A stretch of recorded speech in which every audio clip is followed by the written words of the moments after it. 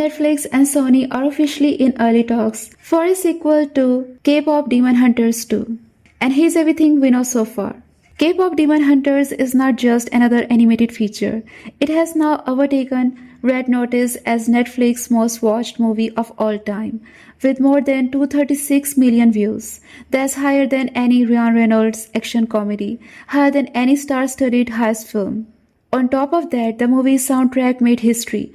And it didn't stop online. Netflix actually broke its own anti-theatrical rulebook and released a sing-along version of the film in over 1700 theaters.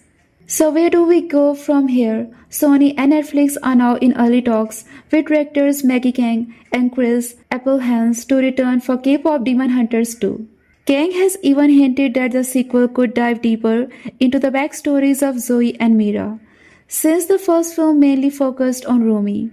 We have set up so much for potential backstory, but it just wasn't Rumi's movie.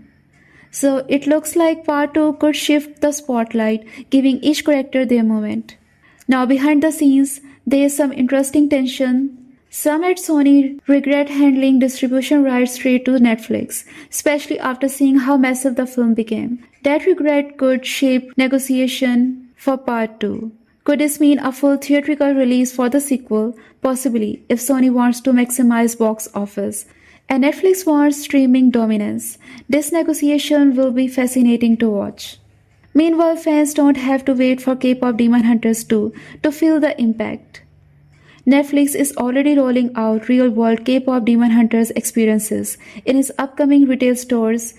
So will K-pop Demon Hunters 2 get the green light with numbers this big? It feels inevitable, but the real question is how fast Sony and Netflix can strike a deal. Let me know in the comments, do you want part 2 on streaming only or should it hit theaters worldwide?